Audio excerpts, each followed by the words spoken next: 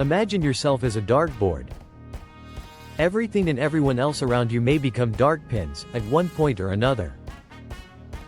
These dart pins will destroy your self-esteem and pull you down in ways you won't even remember.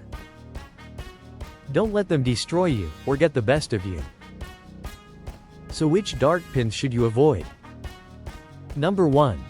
Negative work environment. Beware of dog-eat-dog theory, where everyone else is fighting just to get ahead. This is where non-appreciative people usually thrive. No one will appreciate your contributions even if you miss lunch and dinner, and stay up late. Most of the time you get to work too much without getting help from people concerned. Stay out of this, it will ruin your self-esteem.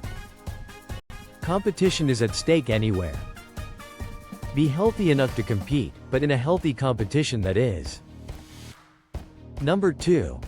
Other people's behavior. Bulldozers, brown-nosers, gossip-mongers, whiners, backstabbers, snipers, people walking wounded, controllers, naggers, complainers, exploders, patronizers, sluffers. All these kinds of people will pose bad vibes for your self-esteem, as well as to your self-improvement scheme. D#3. Changing environment. You can't be a green bug on a brown field. Changes challenge our paradigms. It tests our flexibility, adaptability, and alters the way we think. Changes will make life difficult for a while. It may cause stress, but it will help us find ways to improve ourselves. Change will be there forever, we must be susceptible to it. Number 4. Past experience. It's okay to cry and say, ouch, when we experience pain.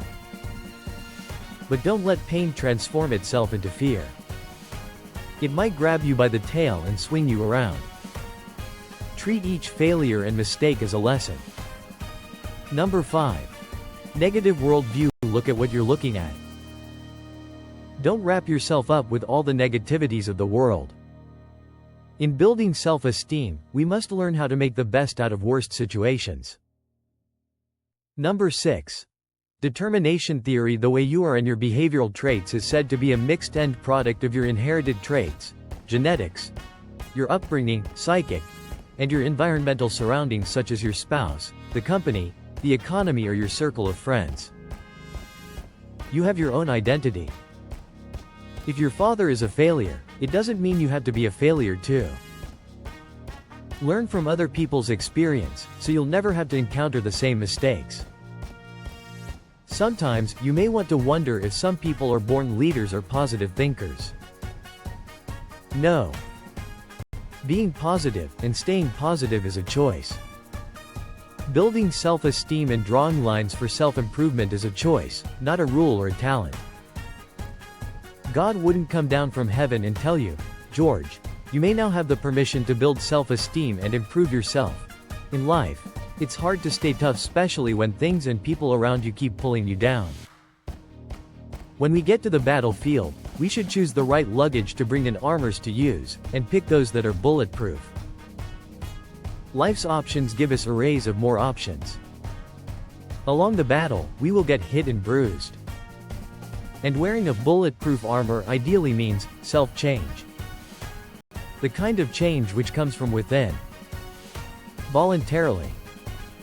Armor or self-change changes 3 things: our attitude, our behavior, and our way of thinking. Building self-esteem will eventually lead to self-improvement if we start to become responsible for who we are, what we have, and what we do. It's like a flame that should gradually spread like a brush fire from inside and out. When we develop self-esteem, we take control of our mission, values, and discipline. Self-esteem brings about self-improvement, true assessment, and determination. So how do you start putting up the building blocks of self-esteem? Be positive. Be contented and happy. Be appreciative. Never miss an opportunity to compliment. A positive way of living will help you build self-esteem, your starter guide to self-improvement.